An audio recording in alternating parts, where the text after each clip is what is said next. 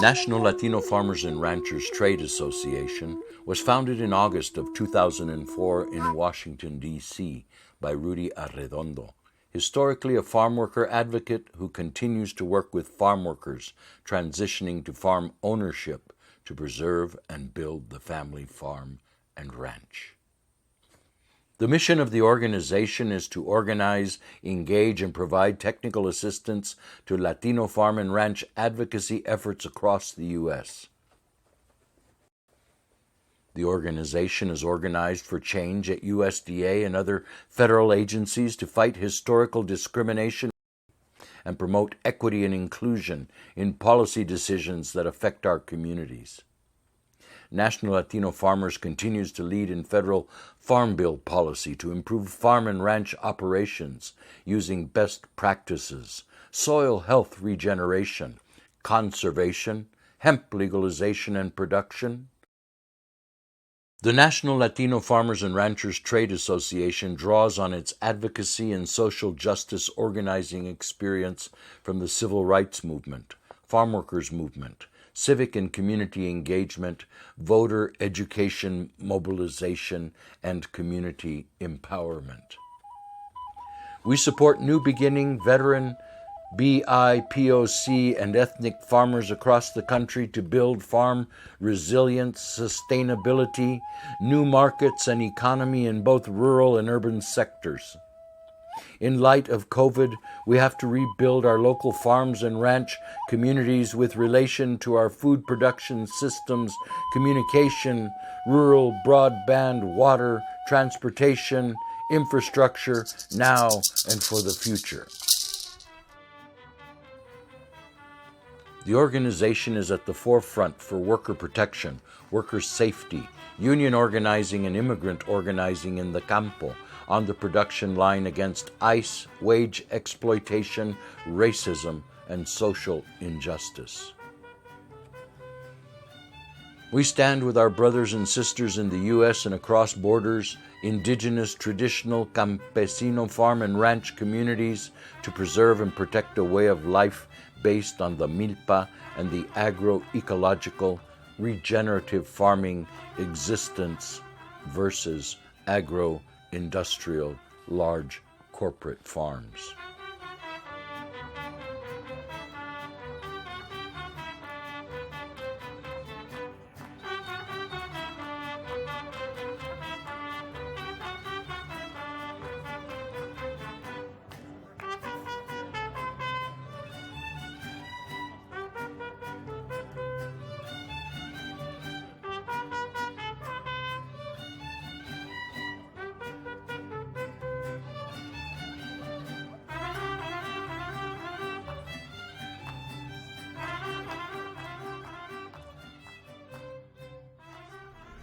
I'm Magdaleno Leno Rose Avila.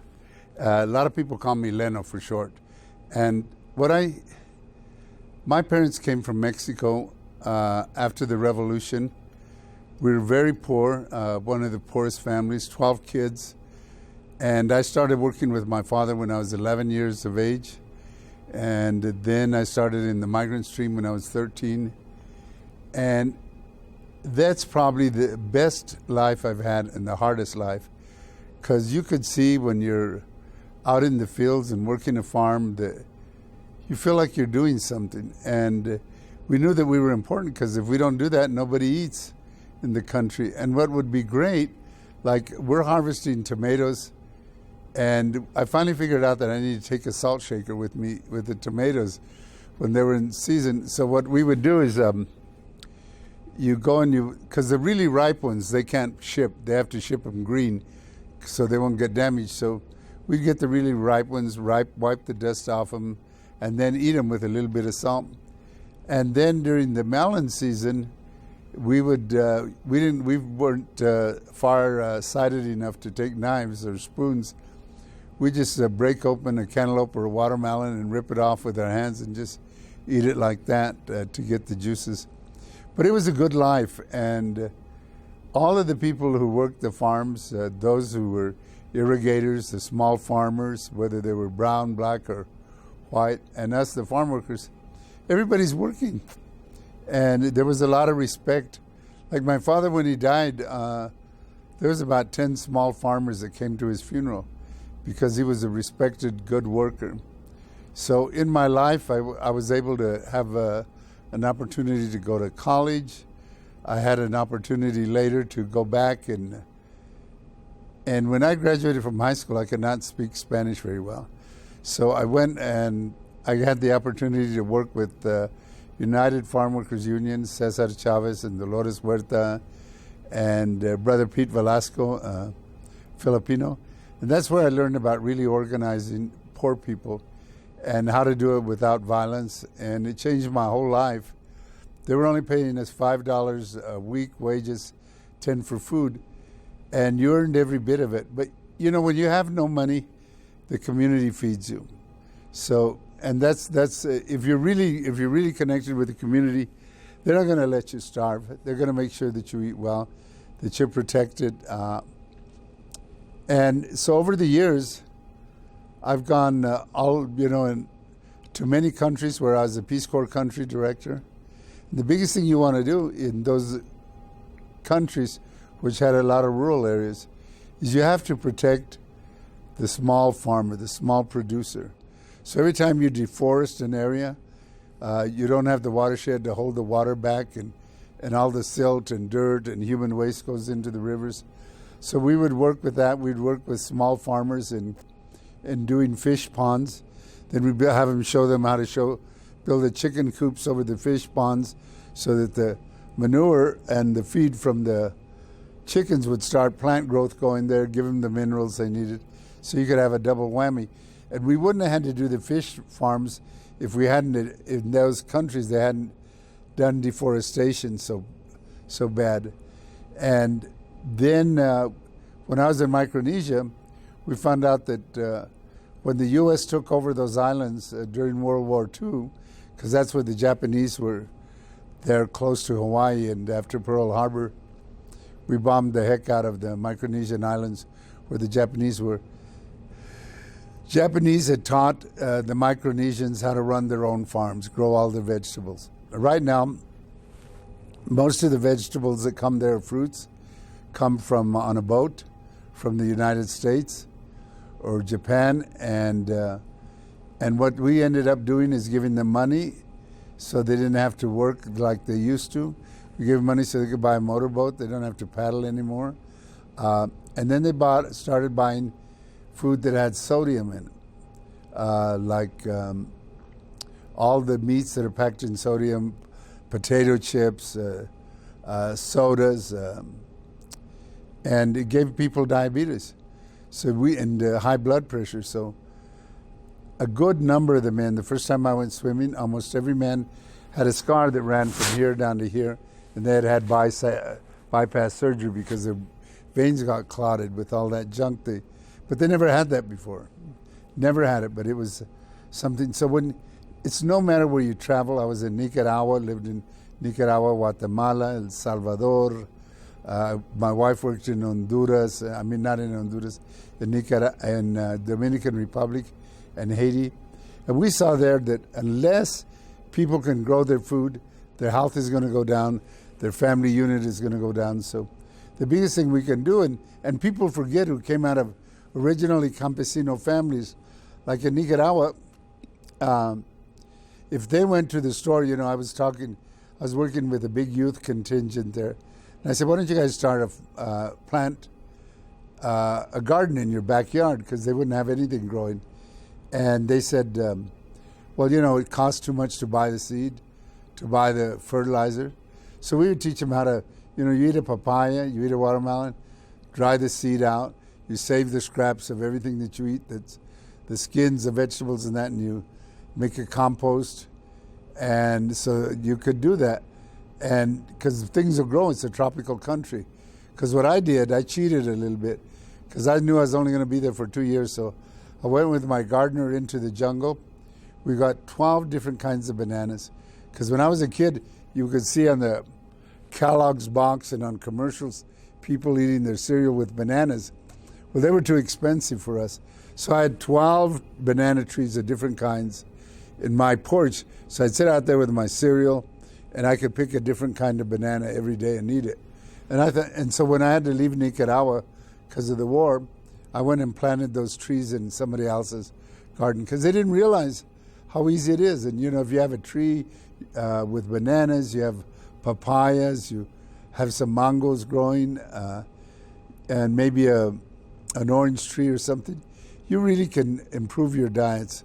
So over the years, I found it took me a long time as a young man to understand the connection between environment and our work that we were doing.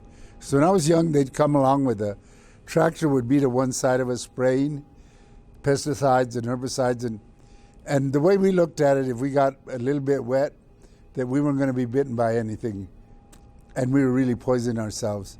And when the planes would fly over, that stuff would drift on us when we were working.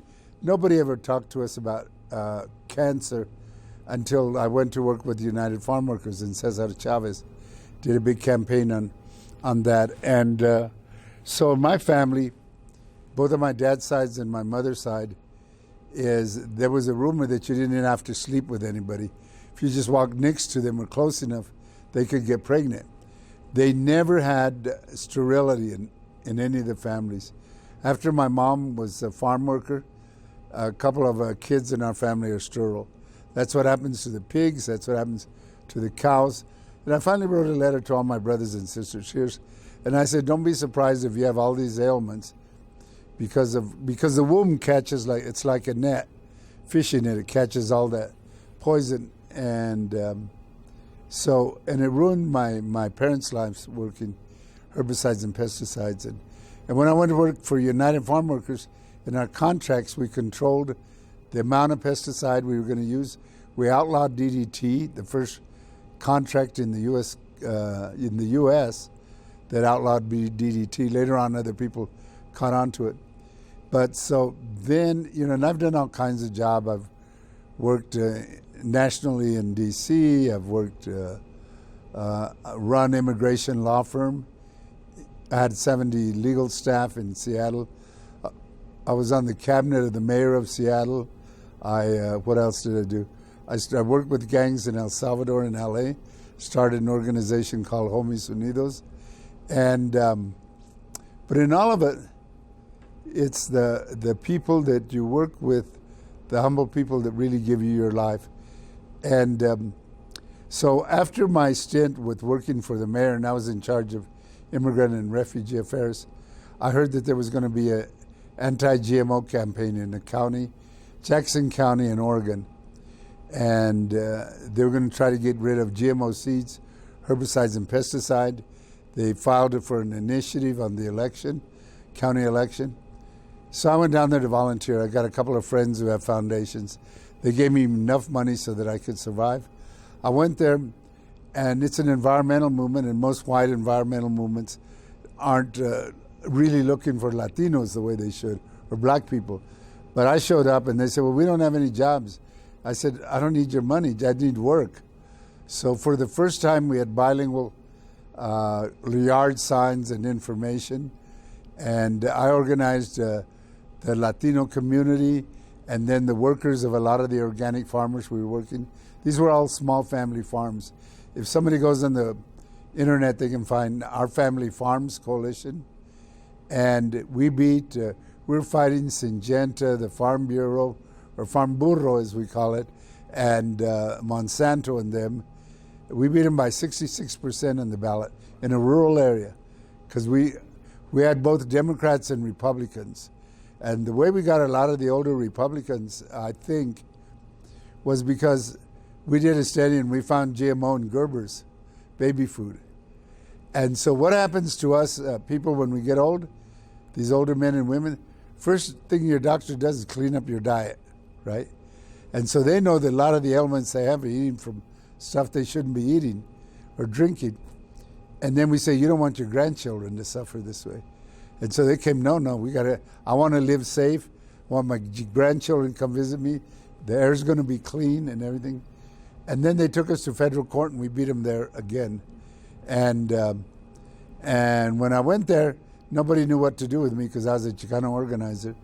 But I had a lot of fun, and now I'm almost like I'm a very honored person in the community. Not because of what I knew or how much I did, but that I would do what is necessary. If they asked me to clean a room, I'd clean a room. They asked me to be an audiovisual guy in the evening for other people to talk, because I can talk pretty good myself once in a while, but it was a movement, and that's the way movement should be. No matter what the job is, if they ask you to do it, and then you can do other things. I never gave a speech in public because I was an outsider. Never talked to the media. That wasn't my job. My job was to organize people, and that's been pretty much my job all the time. And I have been a friend of Rudy's, whether he likes it or not, who's Rudy Arredon, the president of the National Association of Farmers and Ranchers. And I've been a friend of his since 1973, which seems like a long time ago. And we're both lucky still to be alive. But I did it because he always was concerned about the rural people, and in particular farmers and ranchers and farm workers. So, and you know what, we talk a lot on the internet, or we end up in the same cities, and so Rudy and I have been talking a lot, and he says, well, I'd really like you to come to be part of the conference. And I didn't know what I was going to do, so Rudy asked me, well, can you help with a little bit of MC, introducing people? But, you know, if you came up poor on a farm or a ranch, there's a community there, and that's the community that's here, this conference. It's people that know the land, work the land, do all of it. You know, our whole as farm workers is that the land was our life. And during the Mexican Revolution, we lost our land in Mexico. That's why my parents came. Cesar Chavez lost their land during the Depression in Arizona, and that's why they went back to being farm workers. So you have a lot of people of white, black, Latino who get into farming, and when we probably lose a lot of young and new farmers and some old because of the pandemic, because it was too hard to survive economically. And so I just, you know, with the union, we work primarily with big corporations. And you can see everybody wasn't perfect, but a small farmer treats their ranch hands, their farm hands better than they do at a big corporation. And I think that's really, because see, the corporate people, they take over the land, they farm it till they put enough poisons in it. Then they're going to sell it to some development. And the farmer or rancher is going to keep the land and continue being to produce, because it's a livelihood, it's a way of life. And what surprised me in Oregon, how many new women farmers there were. A lot of new women and getting into organic farming. And it was very exciting. And I think that's what we should do. That's why I think one of the most important jobs we have to have is a land trust, to keep agriculture land in agriculture. And, you know, we can rent it out to other farmers or give them a good deal. But with the stipulation, even if we sell you that land, it's got to stay in ranch or farm business. Because otherwise, you know, they'll come and buy you out. And where we're losing a lot of water is the development of cities. So they go to the head gates of a river and they start developing hotels and housing. That's all water. You know, where I grew up in Las Animas, Colorado, it was fertile land. There was more water than you can shake a stick at. And one of the guys, my friend, he had like maybe 60,000 acres of land, and he used to be a crop duster. I told him he was poisoning his own family, which he didn't like, but he sold the water rights to his land. Now that land is dead, unless you can figure out how to capture the rain. But and that's what they do, is to build a city, they have to get water. And you know, if a family is down and out, that's why we have to say, if somebody's going into bankruptcy or an auction, we should have the money to go in and buy the land, the water rights, the mineral rights, and hold them for the community. Because we've lost too much. You watch in the San Joaquin Valley and some of these other big agricultural areas, they're really suffering. people are going to come in and make them a deal for their water rights. And that's going to be sad. And we have to figure out what are the crops that we really needed. And because water is getting scarce, there may be some things that are planted. Like it wouldn't surprise me if people said, cattle take a lot of water. Nuts take a lot of water. And so we have to figure out, and there's like in the cattle industry and in the fields, there's a way to capture a lot of water or to keep the water so you don't, what we used to do in the old days, you just basically flood the field. You run the irrigation, you had no thoughts about, because there's plenty of water. So you come in and they tell you the water's coming. So you go to the sequía, you put in your first we used to have the canvas dams, and then we had those aluminum pipes, and you let the water run, and it wasn't a big deal if you put too much water, you flooded it in. So we have to become smart, and maybe we're going to do drip irrigation all the way around, or something equivalent to that, because water is so precious. And if you give a plant too much water, you're going to ruin it anyway. And like we heard at this conference about this farmer who couldn't come because he had to do his harvest. Because of climate change, we don't know when you're going to be able. Normally on this month is the time to harvest. Here's when the crop's going in. Some people plant it in cycles so it doesn't all come in.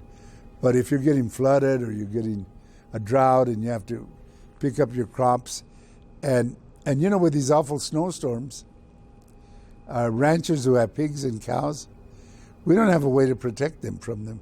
And some areas are getting long and projected long and deep snows that kill the livestock. Because cows, if you don't have them in a safe spot, they get up against each other and they crush, and then the snow covers them up. And I know a lot of farmers that I've worked with, when they had little piglets, they put them in the house.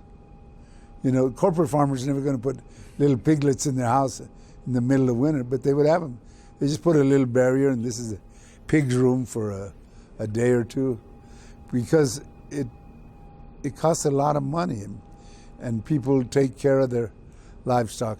And I think the other thing we have to do is we have to educate the ag extension agents, because they don't know what they're doing, a lot of them, and they're being persuaded by chemical companies to sell steroids and stuff that beef or chicken should not be getting. I worked on a chicken farm too for a while, and we were breeding the big-breasted chickens. I say right now I'm claiming to be a rancher because I have 3 chickens and a rooster. I'm the small, but my chickens are normal. They don't get any chemicals in them, and they don't need them. And so what we found out when we were doing our studies of pesticides, and that's why I went on that GMO campaign, that families were getting cancer, farmers were getting ill, that farmers who were exposed to a lot of pesticides have heavy depression and suicide. So you're not immune to it. But if you're a farm worker, you're more exposed to it than other people. And the other thing it does, it kills those pesticides and herbicides. It kills the organic masses in the soil, and you can't get them back. Because I've had friends of mine who tried to farm in Arizona, and 40 years afterwards, you could still test for DDT in the soil. And you can't. It doesn't wash out as easily. And that's what people have to understand. There's a candidate that started his campaign in 2015, came down an escalator. He's talked about all those bad immigrants coming across the border. He said there were robbers, thieves, rapists, and he goes, and there are a lot of bad hombres. I said, hombres? You can't even say hombre, and you're talking bad about them. So I was upset, and I sat down late that night, and I wrote this poem called I'm the Bad Hombre. It says, I am the bad hombre. I am the one they told you about, the bad hombre, the bad man. They told you to hide the riches, the children, the women, on occasion even Zipper the dog. They said I was sent by my government, loaded down with drugs, loaded down with evil thoughts of murder, rape, and uncontrolled violence. I am the bad hombre. Yep, you probably saw me sometimes. I had on a straw hat or a baseball cap. I had driving my car, which, like my clothes, were not new, both worn out, like my back and the rest of my body. Sometimes you saw me bent over, harvesting something that soon would be on your dinner table, something fresh and beautiful for you and your family. All of it brought to you by the bad hombre. Sometimes I was in the yard with my weed blower or trimming your bushes, putting poisons on your weeds that burn my skin, eyes, and throats. Sometimes I was washing your cars, making them shine and smell good just for you. I am the bad hombre that had his family making your meals, caring for your children, for your infants, cleaning your house, and almost everything. But nothing but a truth commission can clean your history. It's too deep, it's too filled with hate for anyone to sweep under the rug. I am the bad hombre who is paid in cash under the table while benefits are denied. I am the bad hombre who struggles to live a decent life while others call us names tainted by racism and fear, making me out to be a monster that I am not. I am the bad hombre who somehow has become the foundation of your everything. I am the bad hombre, not your nightmare, but a friend, an amigo, who wants to dream and live in a better world alongside of you and all of the others. I want nothing more than a reasonable chance to believe in the moon and to dance with the wind, to build a world of peace and love for everyone under the sun. See, I am the bad hombre. That's my poem.